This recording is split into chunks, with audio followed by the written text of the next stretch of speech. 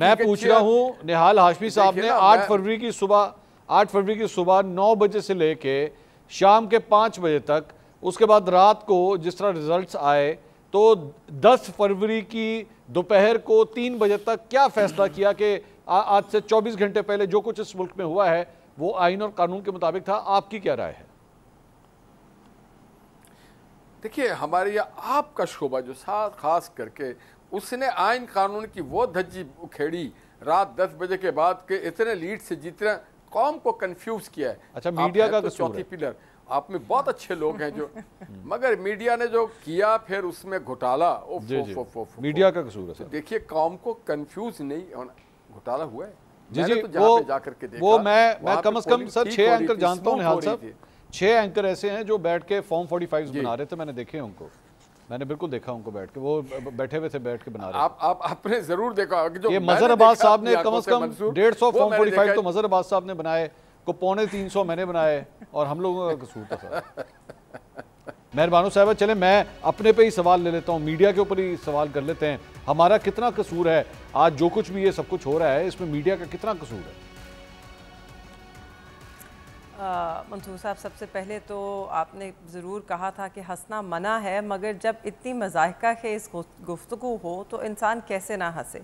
अब आप मुझे बताइए, शायद मीडिया का यही कसूर है कि जिस मुल्क में सच पर पाबंदी हो, राय पर पाबंदी हो, आज़ादी सहाफ़त पर पाबंदी हो, वहाँ पर सच्चाई दिखाना ही गुनाह है। आपका ये सबसे बड़ा जुर्म है कि उस रात मीडिया ने रिपोर्ट किया जैसे उनको रिज़ल्ट्स आ रहे थे। उनको तो पूछना चाहिए था किसी से कि क्या जी ये हम रिपोर्ट कर दें या कोई और नंबर देना है, आप हमें बता दीजिए, फॉर्म 47 पे आप क्या लिखने वाले हैं, हम वो रिपोर्ट कर देते हैं। और शायद यही सबसे बड़ा कसूर है। और इसके बाद मुझे ये आपने चीफ जस्टिस साहब की बात की तो मुझे ताज्जुब हुआ कि उन्होंने किस तरह राय दी मीडिया पे। वो उन्होंने तो ख़ुद तस्लीम किया था कि वो ख़बरें नहीं देखते, उन्हें तो नहीं मालूम, वो ना टीवी देखते हैं ना ख़बरें देखते हैं, तो उन्हें कैसे मालूम कि फ़ोन पकड़ के लोग कैसी राय देते हैं और क्या गुफ्तगू करते हैं। आई एम क्वाइट सरप्राइज्ड कि उन्होंने इस पे कमेंट भी किया, क्योंकि वो खुद कह चुके खबरें तो वो देखते नहीं। मजहर अब्बास साहब जहाँ पे बैठे हुए हैं, जब ये प्रोग्राम शुरू होने लगा तो मैंने इनसे जिक्र किया कि आपके पीछे चंद तस्वीरें नज़र आ रही हैं, तो पता नहीं ये तस्वीरें हम टीवी पे दिखा सकते हैं या नहीं। तो खैर अब तो उनका चेहरा चूँकि सामने है तो मेरे ख्याल में वो चीज़ें कवर हो गई। लेकिन मजहर साहब, आज सुप्रीम कोर्ट ऑफ पाकिस्तान ने परसों की तारीख दी है 11:30 बजे की, और कहा है कि इमरान खान साहब को वीडियो लिंक के ज़रिए सुप्रीम कोर्ट में जो है वो उनकी पेशी मुमकिन बनाई जाए, वो नैब तरामीम केस के अंदर। तो जिन तस्वीरों को आप अभी तो सर से कवर कर रहे हैं, आपके ख्याल में परसों क्या तारीख तब्दील होगी? क्योंकि सुप्रीम कोर्ट के इस केस की कवरेज जो है वो तो यूट्यूब के ऊपर लाइव दिखाई जाती है और तमाम चैनल उससे कट भी करते हैं। क्या होगा परसों मजहर साहब? देखिए मंसूर, और भी बहुत सी तस्वीरें। मसला ये है, मसला इस मुल्क में ये है कि इस मुल्क में हर दौर में किसी ना किसी की तस्वीर गायब हो जाती है और किसी ना किसी पर पाबंदी लग जाती है। आप देख लें, नवाज शरीफ की तकरीर पर भी पाबंदी रही है, अल्ताफ़ हुसैन की तकरीर पर आज तक पाबंदी है, और अब इमरान खान की तकरीर पर पाबंदी है। तो ये सबसे बड़ा मसला है। और अगर परसों वो वीडियो लिंक पर आते हैं तो मुझे नहीं लगता पाबंदी लगेगी। मुझे लगता है कि ज़ाहिर है सुप्रीम कोर्ट के सामने वो होंगे, सुप्रीम कोर्ट के सामने अगर वो आते हैं और बयान देते हैं तो वो बिल्कुल बयान जो है वो लाइव दिखाया जाएगा। क्योंकि अगर लाइव नहीं दिखाया जाएगा तो फिर जाहिर है ये बहुत ही संजीदा सवाल उठेगा। इसलिए मुझे जब आज सुप्रीम कोर्ट में ये बात हो रही थी तो मुझे कतई तौर पे 1 मिनट के लिए भी इस चीज़ का डाउट नहीं था कि अगर वो लाइव आए तो वो लाइव दिखाए जाएंगे। और उनका के बारे में अभी परसों ही डॉक्टर आरिफ अलवी इत्तेफाक से एयरपोर्ट में मिल गए थे, तो उनकी मुलाकात हुई थी खान साहब से। तो मैंने उनसे पूछा था कि कैसी रही मुलाकात, तो कहने लगे जाहिर है रूम में हुई थी, और जब इमरान खान साहब आए तो उन्होंने अपना तारुफ डॉक्टर आरिफ अलवी से इस तरह कराया कि डॉक्टर साहब क्या हाल है, मिलिए कैदी नंबर 804 से। तो अब देखना ये कि मुझे देखिए, मीडिया के हवाले से बहुत सीधी सी बात है, मीडिया कोई एक गवर्नमेंट नहीं बता सकती कि उसके दौर में मीडिया पाबंद सलासिल नहीं रहा। उसने आज़ादी इजहार का जो है वो उसको प्रोटेक्ट किया हो। कोई भी, अभी तो मैं चलें बाकी माजी छोड़ दें, 2008 से लेके 2013 तक अगर निस्बतन कुछ बेहतर पीरियड रहा तो 2008 से 2013 तक मीडिया पॉइंट ऑफ व्यू से बात कर रहा हूँ। लेकिन 2013 में मुस्लिम लीग नून की गवर्नमेंट में जो है वो ये प्रॉब्लम रही, माजी में भी मुस्लिम लीग नून की गवर्नमेंट में प्रॉब्लम रही थी, भुट्टो साहब के दौर में प्रॉब्लम रही है, उसमें निस्बतन बेनज़ीर भुट्टो साहिबा के दौर में कम रही। माँ से बायस किया कि 6 अखबारात पे 96 में पाबंदी लगी थी जो उठा ली गई। मैं जरा नवाज शरीफ साहब के मैं ज़रा हुकूमत से sir in my last 2 minutes मैं ज़रा निहाल साहब से भी, क्योंकि आज़ादी इज़हार राय के हवाले से बहुत बड़े चैम्पियन हैं निहाल साहब, मैंने हमेशा बड़ी कदर की है इनके इन ख्यालात की।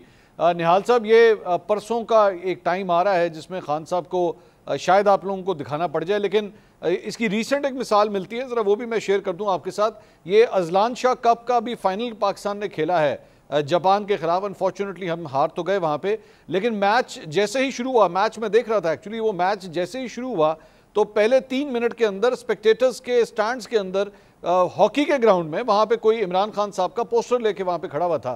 तो पीटीवी स्पोर्ट्स ने जो है वो 1 मिनट में उसे सेंसर किया कि ये पोस्टर नज़र नहीं आना चाहिए। तो सर, स्पोर्ट्स के खेल के अंदर भी आप लोग इमरान खान साहब की तस्वीर अब नहीं दिखा सकते, तो सियासत के मैदान में या सुप्रीम कोर्ट की प्रोसीडिंग्स में तो मज़हर साहब काफ़ी पुरुमीद हैं, मैं वैसे नहीं हूँ इतना। क्या मेरी नाउमीदी ठीक है? वैसे मंसूर खुद निहाल हाशमी साहब पर भी एक वक्त में पाबंदी। हाँ जी, निहाल हाशमी साहब भी पाबंदी का शिकार रहे हैं। जी निहाल साहब, गो अहेड। अच्छा मंसूर, मैं एक बात कहूँ, आपने एक बहुत अच्छी बात की। अदलान साहब आपके हमारे सबके दोस्त है, राना मशहूद, क्रेडिट उनको जाता है कि उन्होंने हॉकी को फिर से अपने पैर पे खड़ा किया, और इसी तरह से मैं उम्मीद रखता हूँ। मगर जो आपने बात की दिखाने की, तो देखिए आज के दौर में कोई चीज़ छुपाई नहीं जा सकती। जिस चीज़ को आप जितना दबाएंगे उतनी तेज़ी से उभरेगा। Imran Khan is reality. अगर सुप्रीम कोर्ट चाहे, हमारी गवर्नमेंट कोई पाबंदी नहीं लगाएगी। सुप्रीम हमने इमरान खान से सीखा है कि जब उन्होंने मरियम पे पाबंदी लगाई, मियाँ साहब पे पाबंदी लगाई, शहबाज साहब पे पाबंदी लगाई, हमारी हर चीज़ों पे पाबंदी लगाई, मुझ पे ही पाबंदी लगी है। हम नहीं लगाते, हम जमहूरी लोग हैं। हाँ, अब सुप्रीम कोर्ट जाने, सुप्रीम कोर्ट के कवानीन उनका डोमेन है, हमारा डोमेन। निहाल हाशमी साहब, पैमरा आपके अंडर है, पैमरा ने पाबंदी लगाई। मैं यही कहने लगा था कि निहाल साहब, ये मेरे प्रोड्यूसर साहब कान पे मुझसे पूछ रहे हैं कि निहाल हाशमी साहब के नाम से हम टिकर चला दें कि आज से इमरान खान साहब की तस्वीर तमाम चैनल्स पे दिखाई जाए, चला लेंगे? देखिए, ये इख्तियार पैमरा और सुप्रीम कोर्ट का है। I am not the authority. अगर मैं अथॉरिटी होता तो अभी मैं फैसला करके बता देता। पैमरा किसके ताबे है? मैं ताकतवर नहीं, अथॉरिटी एक इंडिपेंडेंट है। आप पैमरा जब इमरान खान साहब के पास भी था, जो हाल कल था वही हाल आज है। हाँ। कोई तब्दील नहीं है इस मुल्क में। और वो आप कहते थे वो बड़ा बुरा हाल जाते था। हैं सारे, और आप वो निहाल साहब कहते थे वो बड़ा बुरा हाल था। वो बहुत बुरा हाल था। तो यानी वही बुरा हाल आज आपकी हुकूमत में भी चल रहा है?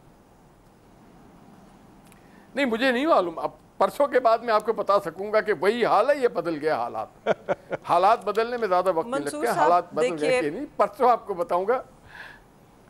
देखिए, हमने ये जो मेरी बहन बहुत अच्छी अच्छी बातें कर रही है, अगर ये अपनी फिल्म चला के देख ले 5 साल का, तो कानों से धुएं निकलते हैं लोगों के, जो इनके अदवार में किया गया हमारे लोगों के साथ। जो मेहरबानी साहब, quick comment, last 20 seconds please, quick comment जरा मेहरबानी साहब की बात सुन ले।